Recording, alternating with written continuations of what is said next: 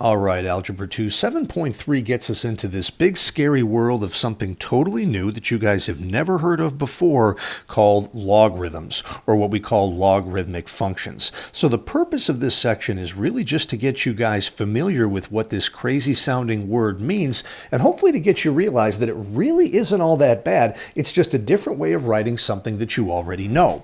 So in 7.1 and 7.2, we spent all of our time dealing with exponential functions, and so we talked a lot about writing things with exponents. Well, logarithms are just another way of expressing the same basic idea. So you can really think of this as just translating between a language that you already know pretty well, like exponents, maybe to a language that you guys are learning now while you're in high school, like Spanish or French. So let's just go through a couple of examples right here to kind of illustrate what the concept is.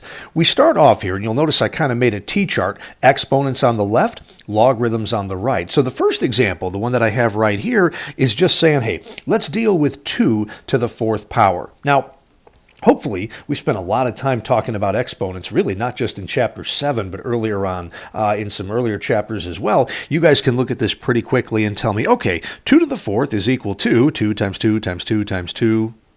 Was that enough? Anyway, 4 2's right there is going to get you 16. Hopefully that's not shocking anybody here. Now, let's review just a little bit of vocab here. This number right here, everybody, that is the number that the exponent is acting on. That is called the base of your exponent. This number up here is either the exponent. Okay, most people know that one pretty well. Or you could also call that the power. Either one of those is going to be just fine. And then this number over here on the right, what you guys would tell me is the answer to this problem. Well, that's one when I ask in class, people usually get real quiet for a minute and they're not sure.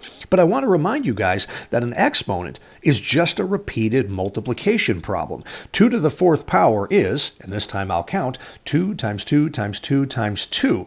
It's a multiplication problem, and the answer to any multiplication problem is called a product. That's a word that you guys learned probably back in 3rd or 4th grade. Okay, so that's just the structure and the vocab of an exponential expression. 2 to the 4th is equal to 16. What we're going to do next, everybody, is translate this into logarithms.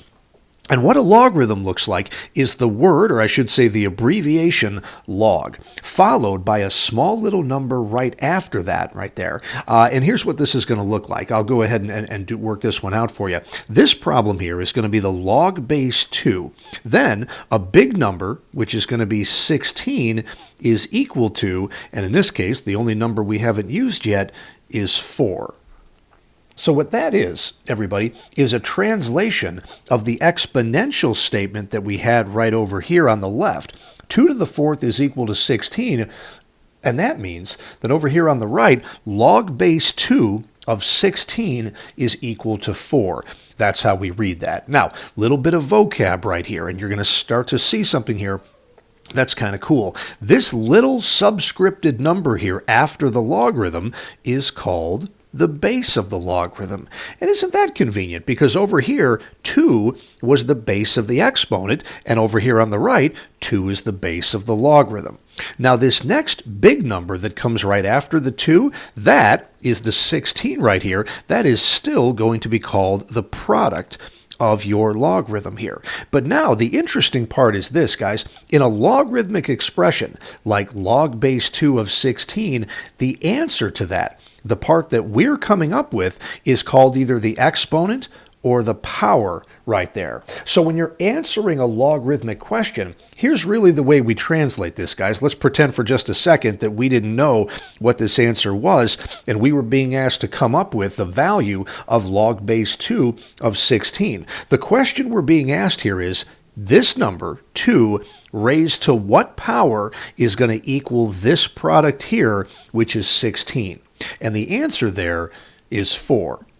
So if we can kind of sum up the difference here, on the left-hand side of this chart, you are given the base and the exponent, and you're being asked to come up with the product. Now over here on the right with a logarithm, you're being given the base and the product, and you are being asked now to come up with the power.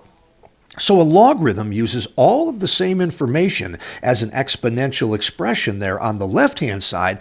We're just asking a slightly different question. Instead of asking you to come up with the product, now you're being asked to come up with the power having been given the product. So let's try another one here, guys. Once we get the hang of this, this is going to go pretty quickly. 7 to the third power. That's 7 times 7 times 7, which is going to be 343. Gotcha. Just a little bit of vocab. 7 right here is the base. That 3 up there is going to be the power, or the exponent, and 343 is going to be the product. Now, let's translate that, guys, into a logarithm. We're going to write log. The base of the logarithm, the subscripted number, is the same as the base of the exponent on the left, so that's log base 7.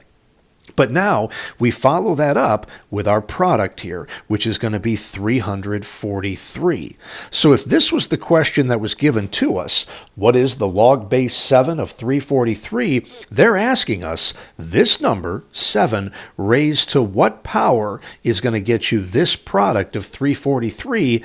And the answer there is 3. So if in looking at these two problems you think, wow, I'm not really doing anything, yeah, that's kind of the point right here. If you understand what's going on with exponents, then you really do understand what's going on with logarithms. And I do want to point out here, guys, I made these two-sided arrows in the middle of these expressions. And the purpose of the two-sided arrow is to get you guys to realize you can read them in either direction. In both of these two problems, we kind of went from left to right, from exponents into logarithms, but we can just as easily go backwards here from logarithms into exponents. So let's actually begin by answering this question here on the right. Log base 3 of 81. Again, this number here is called the base. This second larger number is called the product. There we go. And we are being asked to come up with the power. So 3 raised to what power is going to get us 81? Let's think about that, guys. 3 times 3 is going to be 9, multiplied by another 3 is going to be 27, multiplied by another 3, 27 times 3 is going to get us 81. So that was 1, 2, 3, 4 factors of 3. The power we're looking for there is 4.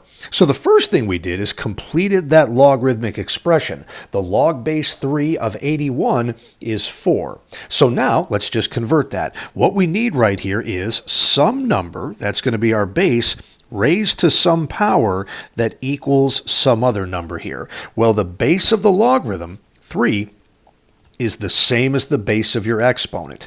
The answer that we came up with on the right, 4, is the power, so I'll cram that in there. And then this number here, the product, is 81. That's what goes in this box on the right-hand side. So 3 to the 4th power is equal to 81. That's what we're reading right here, and that's equivalent to saying, in a different language really, log base 3 of 81 is equal to 4. It's the same information, just presented kind of in different directions or different orders. And I had one more with you guys here, and I did this problem just because I wanted to make you scratch your heads just a little bit and say, wait a minute, what's going on here?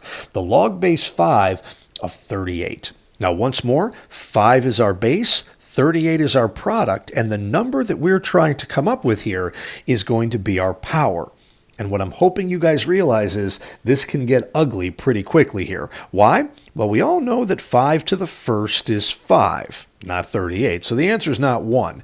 And we know that 5 squared is 25, so the answer is not 2. And we hopefully know that 5 cubed, 5 times 5 times 5, is 125, and that is too big there. So our answer is going to slot somewhere in between right here, because 38 is somewhere between 25 and 125. So our answer is probably going to be a non-integer somewhere between 2 and 3. But if you're not sure what that integer is, well, you guys are right, and we'll talk a little bit later about... actually, no, I take that back. We can go ahead and do this right now. Unfortunately, guys, I'm showing you this on my TI Inspire. Your TI-84 will do this, but I think I need to show you guys in class how to get to that particular logarithm. So I'm trying to think on this calculator, yeah, if I went ahead and typed in log base 5 and then my right arrow of 38, again, I'm expecting a non-integer answer somewhere between 2 and 3.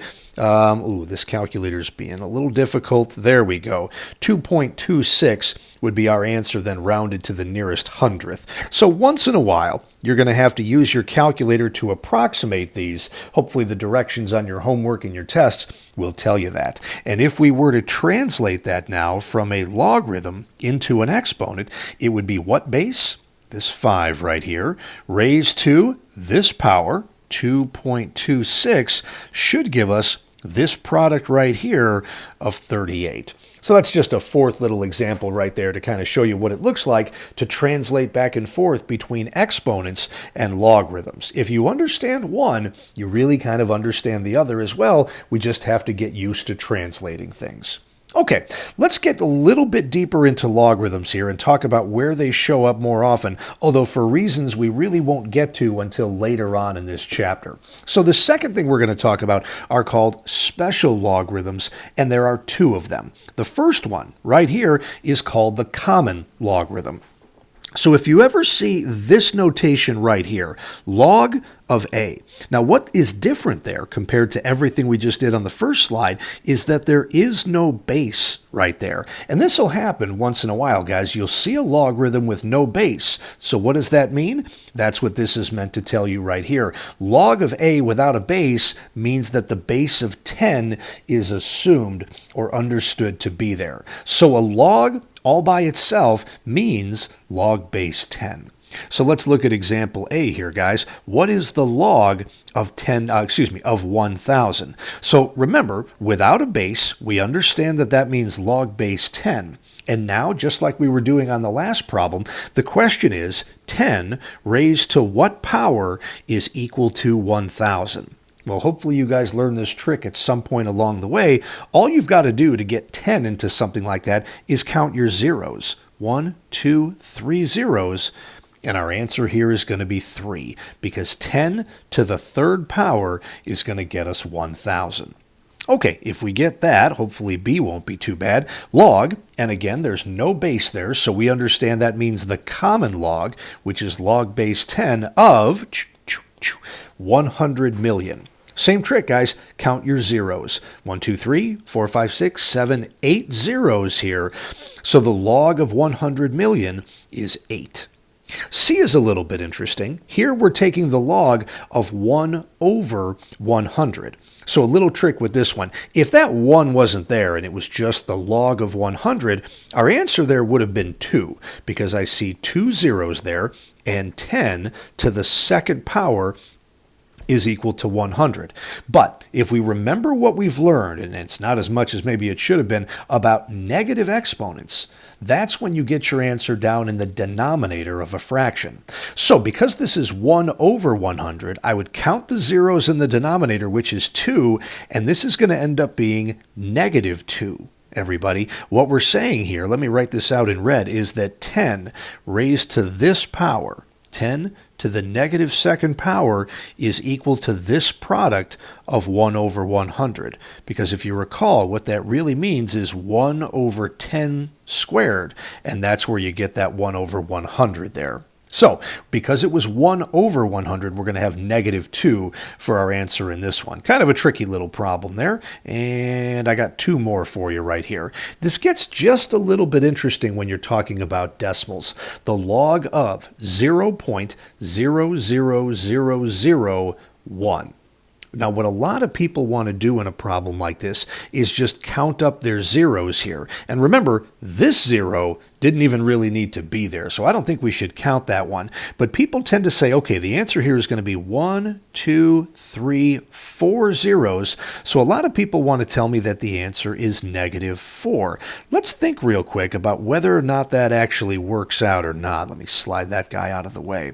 What we'd be saying then, everybody, is that 10 to the negative fourth power would equal this decimal right over here. Well, that would be a 1 over 10 to the 4th, or a 1 over, that's a 1 with 1, 2, 3, 4 zeros. So that's 1 over 10,000. Now I want you to listen to those words there, guys. 1 over 10,000, which is really 1/10,000th. Now if you remember the names of your decimal places, say them with me, guys. Tenths, hundredths, thousandths, 10,000ths. So 1/10,000th written as a fraction here would be 1/10,000th written as a decimal, and that is not exactly what we're dealing with right here. We're actually missing a 0. We're missing one place. What you needed to do, guys, was not just count the 1, 2, 3, 4 zeros. You also needed to count this place right over here. So I think that my answer is actually -5. Now let's see if we can change that. What's 10 to the -5th? Is 1 over 10 to the 5th. Gotcha. And that's 1 over, oh boy, 100,000. Which means we would have actually needed one more place right here because, let's say them together, 10th, 100th, 1000th, 10,000th, 100,000th.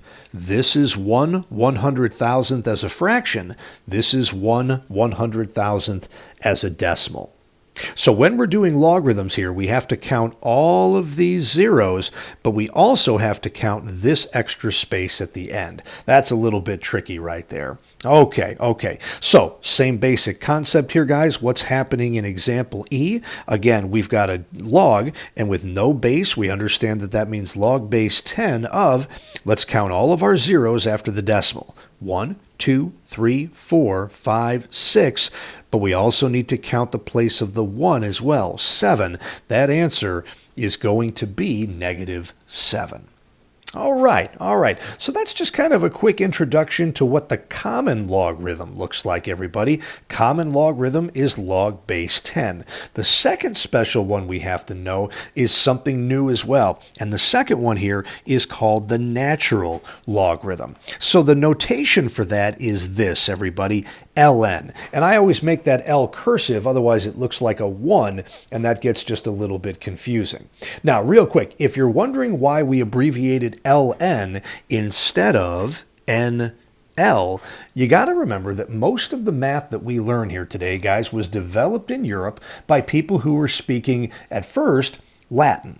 But eventually then maybe French, maybe Italian, maybe Spanish, maybe German, and most of those languages follow the trend of Latin, which is to say, if you're describing something, the proper noun first and then the adjective afterwards. So everybody who's taking Spanish or French knows that in America we would call something a blue car. But in Spanish, for example, you would describe that as, I believe that was coche, and then the word for blue, if I remember right, was azul. And there you go. So you would actually use the word for car, then the word for blue.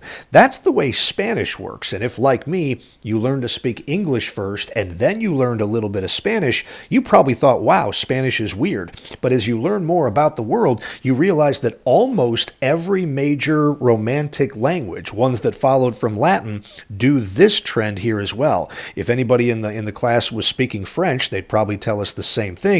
And it's English that actually does things a little bit weird compared to all of those other languages. So for that reason, guys, they didn't use the abbreviation NL because in Latin, they probably would have said this as whatever the Latin word for logarithm and then put natural after that. Hence the LN abbreviation right there, and that's where this comes from. So what does it mean? Natural log of A means log base E of A. And there's that important number, Euler's number, guys, of approximately, let's remember this from back in 7.2, 2.718. Remember, it's actually an irrational number that goes on forever, and it never ends and never repeats. But boy, natural logs have a lot of interesting applications here later on in Chapter 7. So that number E shows up over and over again. So anytime you guys see a natural log, an ln, that really means a log in base E. So actually, as I'm looking at my two examples, I don't like the order I put them in. I'm actually going to switch these two around. We'll go a little bit out of order here. So I guess we're going to start with example B. What is the natural log of e to the fifth? Well, let's remember here, guys, natural log really means log base e. So this is a funny question. I'm asking you guys for the number over here, and the answer to a logarithm, or a natural logarithm, is always the power.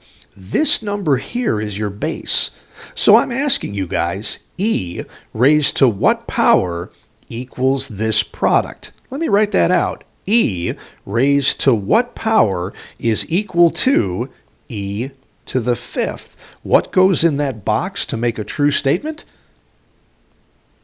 5. If you were to cram a 5 right there in that box, now this becomes a really obvious statement. E to the fifth is equal to e to the fifth. So that's now kind of opening the door to a major idea we're going to need later on in this chapter here, guys, and that is the idea that natural log and e will basically cancel each other out and just leave you with this as your answer. But I'm getting ahead of myself. Let's leave it as it is right now, guys. So there you go. The natural log of e to the fifth is 5. Now let's go to what I initially had for my first example, but I moved to the second one right here. What's the natural log of 10?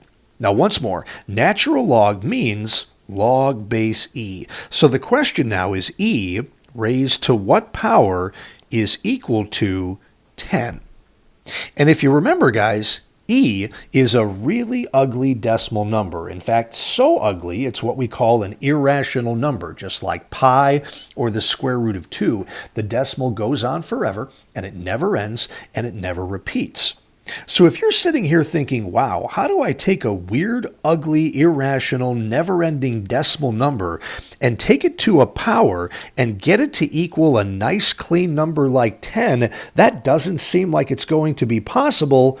Yeah, you're pretty much right. So this is not a problem I would ask you guys to do by hand. What we would do instead is grab our calculator. And again, just about every scientific calculator you're ever going to use is going to have an ln button on it. And mine is right there, guys, natural log. And you can just type in the number that you want to take the natural log of. And hit enter on your calculator, guys. And that's going to give you a decimal approximation. But you'll notice that looks like an irrational number as well, and that's okay. We're going to write it down, round it to 2 decimal places, going to be 2.30. Hopefully you guys got that same result on your calculator as well. Guys, even though this decimal ends in a 0, we still want to include it. If we don't, and we just wrote down 2.3, that makes it look like we rounded to the nearest tenth. Putting that 0 at the end shows the extra precision that's necessary or asked for there to show that we rounded to the nearest hundredth. Otherwise, we'd be saying the answer is exactly 2.3, and that wasn't the case. So those are the 2 special logarithms that you're going to see the most, guys. The common log, which is log base 10, and then the natural log, which is log base e. Okay, let's take a look at what we're doing next here, guys, evaluating some logarithms here. Okay, and I wish real quick, let's just kind of review where we're at. Again, I'm going to do the same thing I did before and change the order of some things a little bit. Let me make this example A, and let's start with something a little bit easier to deal with, guys. What if I gave you something like the log base 4 of 64, and I asked you to play with that one here real quick. I guess we already did this on the first slide, but it doesn't hurt to do it again. 4 is your base. This 64 is your product, and the answer we're looking for is a power. 4 to what power is equal to 64? That's going to be 3. 4 times 4 is 16. 16 times 4 again is 64. So that's probably the straight up way to do this. Let's call this one example B. Now's where it gets weird. Log base 7 of 7 to the 11th power. Now for starters, guys, I don't know what 7 to the 11th power is, and I'm guessing neither do you. And if I were to ask my calculator what 7 to the 11th power is, I just got a really big number right there, guys. I think that's 1,977,000,000, blah, blah, blah. Anyway, we're missing the point here. Let's talk about what we're really trying to do here. This number, 7, is your base. We are looking for the power now that you can take 7 to this exponent and get it to equal this result. So 7 raised to what power is equal to 7 to the 11th? Well, this is really the exact same reasoning we just did on this problem right here, where we said E raised to what power is equal to e to the fifth? We say, oh, the answer is just 5. And there we go. That's exactly what's happening here. 7 to what power is 7 to the 11th? 11. So in a case like this, the log base 7 and the 7 cancel each other out, and this 11 comes down to the main level, and that's your answer there. Now B doesn't, I'm sorry, I guess I should call this example C now that I crammed something else in there. This example works on the same basic principle, but it's not exactly the same, and you'll see why. Because here, the base of 7 and this 7 matched up and canceled each other out. Now that doesn't happen right here exactly. The question now is this base, which is 5, raised to what power? So 5 to some power equals this product right here of 25 to the 6th. This is not as cool as it just was with the 7s where they just canceled each other out. But I do want you guys to recognize I did not just pull numbers out of a hat right here. I chose them very carefully because this base, 5, and this base, 25, have something important in common. 25, everybody, is 5 raised to the 2nd power. So if I let that 5 squared take the place of 25, that's still being taken to the 6th power. Now what do? Power of a power, this is when we multiply exponents together. So 5 squared to the 6th is going to be 5 to the 12th.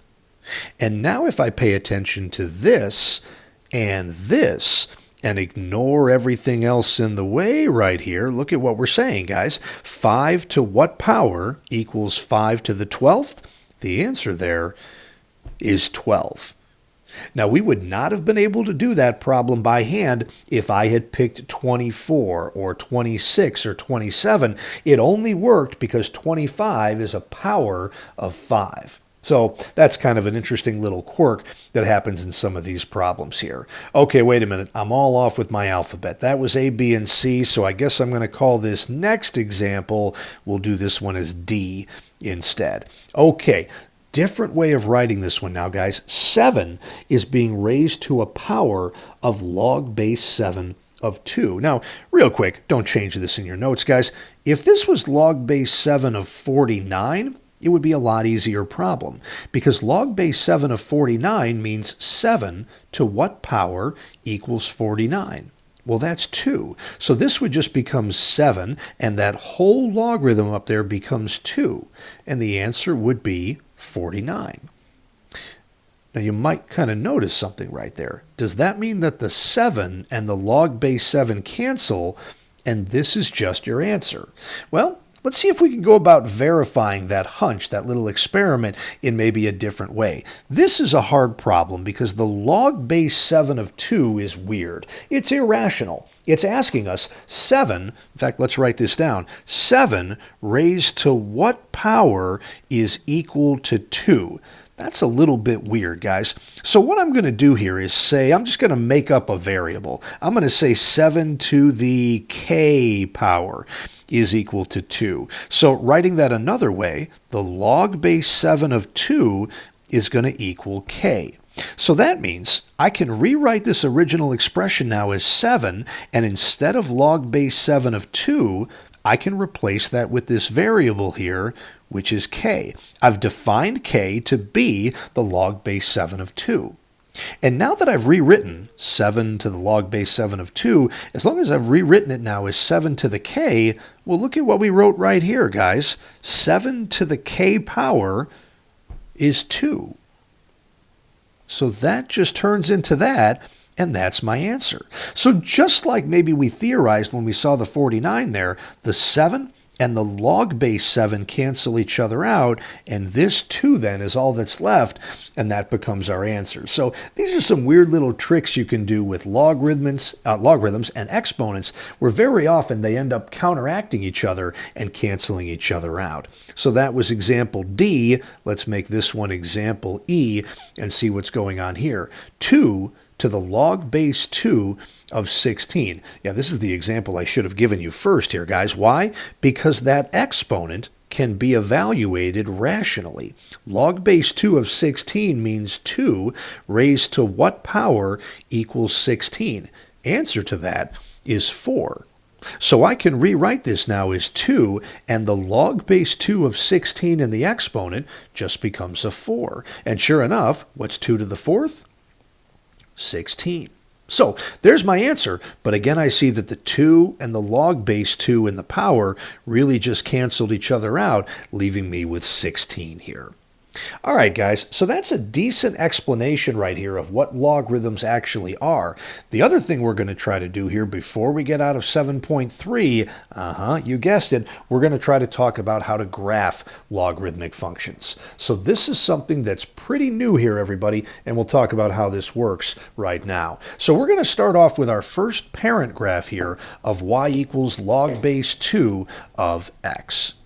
And as we've been saying all year, guys, anytime we go to draw something new here, if we don't know what the graph looks like, which I don't think that we do, we can always fall back on our old plan here of making a table of values.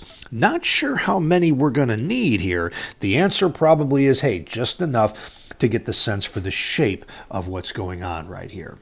Okay, so let's see what's going on right here. We want to be kind of careful about the x values that we choose, and I'll show you why. Don't write this down, guys. But usually I tell you to pick 0 for your first x value. So that means that y is going to be log base 2 of 0. Now, what in the world does that mean? 2 raised to what power is going to get you 0 for an answer? 2 to what power is 0? And if you're not sure of the answer to that, there's a good reason for that. It's because 2 to a particular power will never equal 0. This one doesn't exist. 0 is not in the domain of this function. So again, I want to be careful about the x values that I choose. But if I pick a 1, I think this might work out. Log base 2 of 1 is asking us 2 raised to what power is equal to 1? Well, if you learned your stuff well from the beginning of this chapter, you guys remember that any number raised to the 0 power is equal to 1. So when the question is 2 to what power equals an x value of 1, the answer to that is 0. So we've got our first ordered pair right there at 1, 0. Let's try letting x equal 2. This becomes then log base 2 of 2. 2 to what power equals 2? The first power. So we get the ordered pair 2, 1. Now I want to remind you guys, let's not fool ourselves into thinking we're done here. After 2 points, every function looks linear. We could put a 3 here, but that's not a very good idea, because the question now is 2 to what power equals 3? There's an answer to that, but it's irrational, so I think we'd rather not use 3. Let's talk about 4.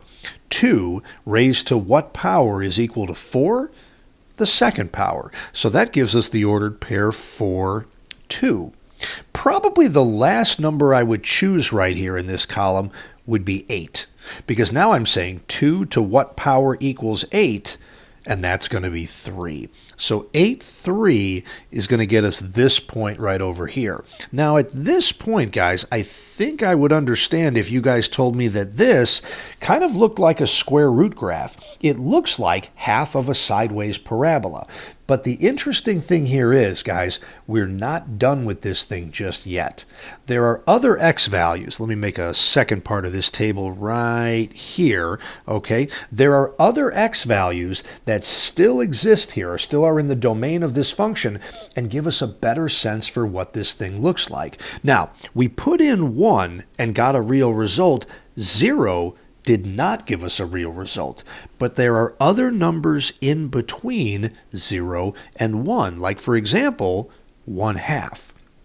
The question now is 2 raised to what power is equal to 1/2, or 1 over 2. And guys, this is where negative exponents come into play. 2 to the negative first power would get you 1/2.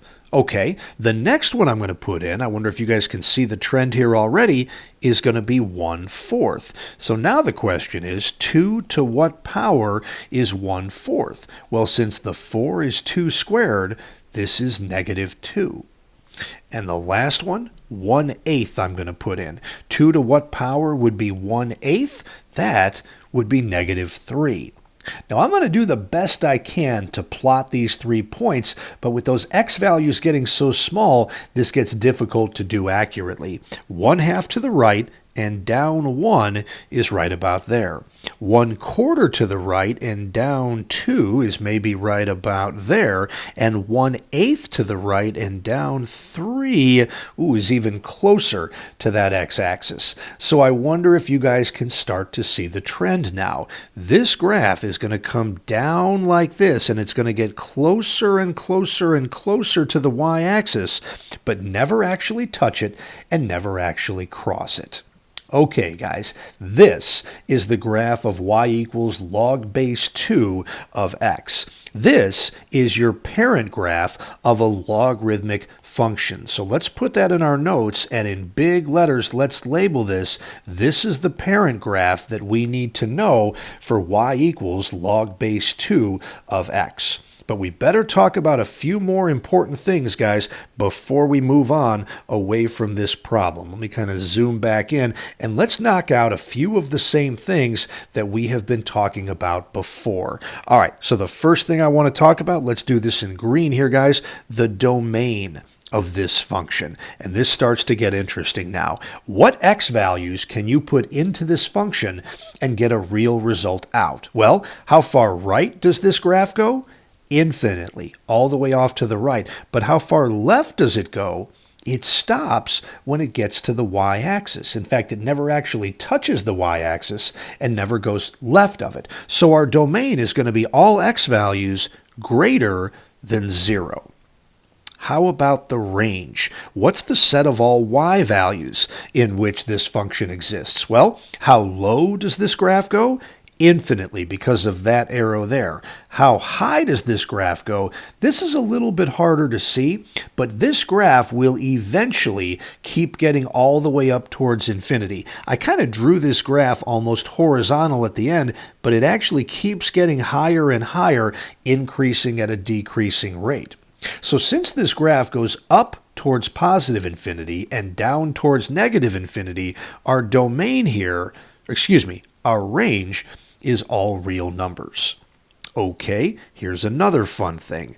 Asymptote. Now, we just got done talking about asymptotes with exponential functions back in 7.1 and 7.2. How about our asymptote now when we're dealing with a logarithmic function? Remember, guys, that our Algebra 2 definition of an asymptote is a line that your function approaches but never touches and never crosses. And I'm hoping you guys see what's drastically different here from what we were doing earlier on in the chapter. Now, our asymptote is this vertical line right here, which is the y-axis. So the asymptote then is the y-axis, and the equation of that is going to be x equals 0.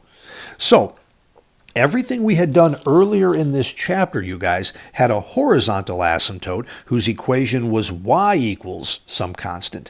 Now we're talking vertical. In fact, I'm going to go ahead and write that in here. We are dealing with vertical asymptotes when we're talking about logarithmic functions. All right, and so that equation is going to end up being x equals. So that's a big takeaway right there, guys. That's the big difference here between exponential functions and logarithmic functions. Although I do feel the need to point out one thing here real quick, guys, and this is just a little extra something here.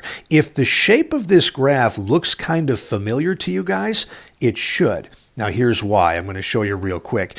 In blue, I'm going to graph a function we dealt with a lot earlier on in this chapter, which was y, that was ugly. I didn't want to do that, sorry, which was the graph of y equals 2 to the x power.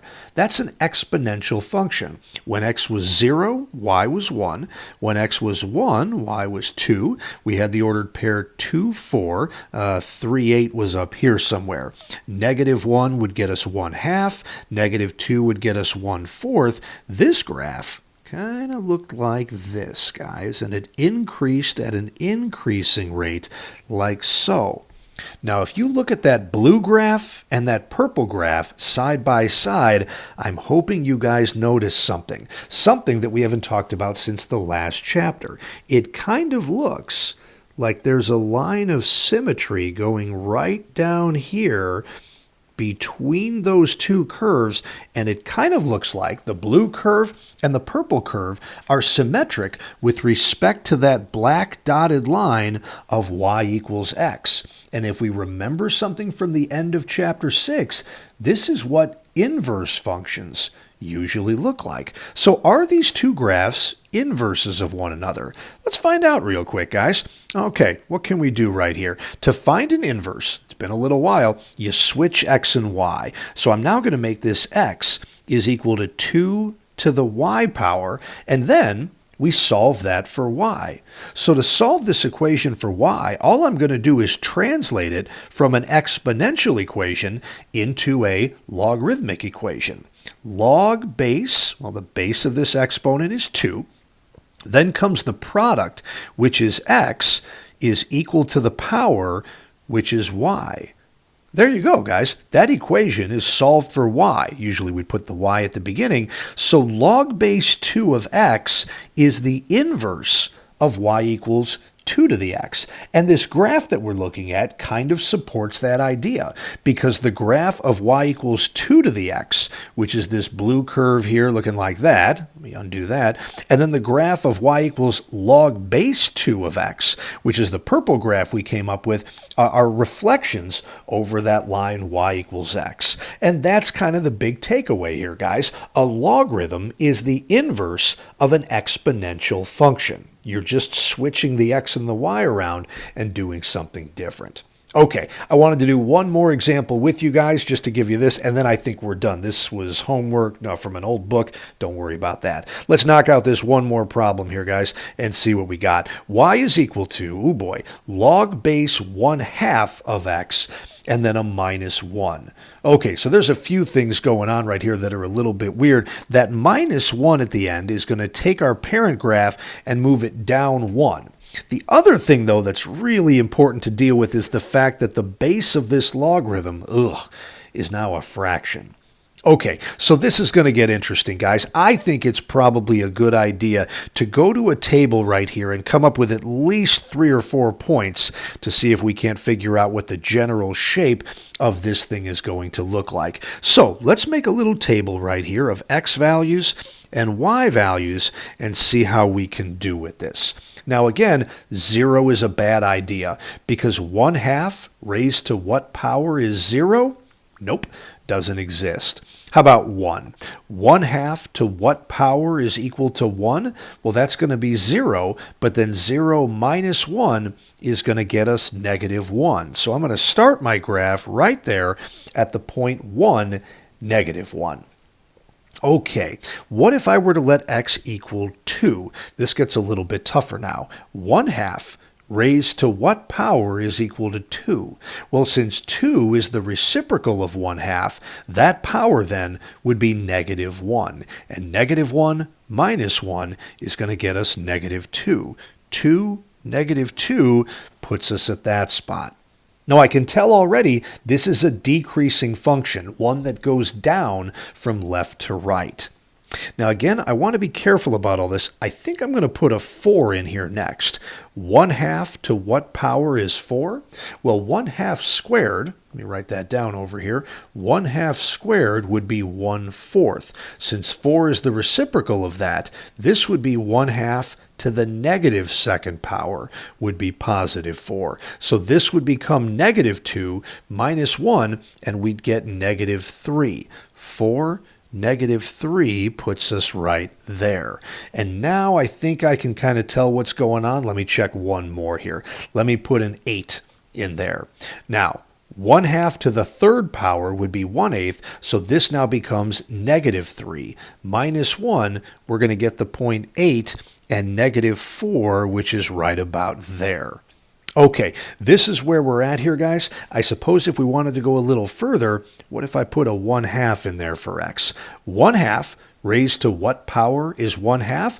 That would be 1. And 1 minus 1 is 0. So 1/2 0 puts us right there. And now, guys, I'll spare this. This keeps getting up higher and higher and closer to the y-axis. So this graph is going to look, oh, I'm missing all my points here, sorry. This graph, see if I can do this a little more accurately now, is going to turn a little more and, okay, look kind of something like that.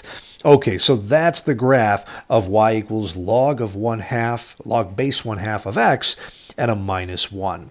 We still have a vertical asymptote right here at the y-axis. Putting a minus 1 at the end of that shifted everything down 1 unit. Sorry, before I crossed it out. But shifting a vertical line up or down doesn't really accomplish anything. The domain here, everybody, you're dealing with all x values to the right of the y-axis. So the domain is x is greater than 0. The range, how high and how low are you going? Once again, that is all real numbers. And last time here, the asymptote.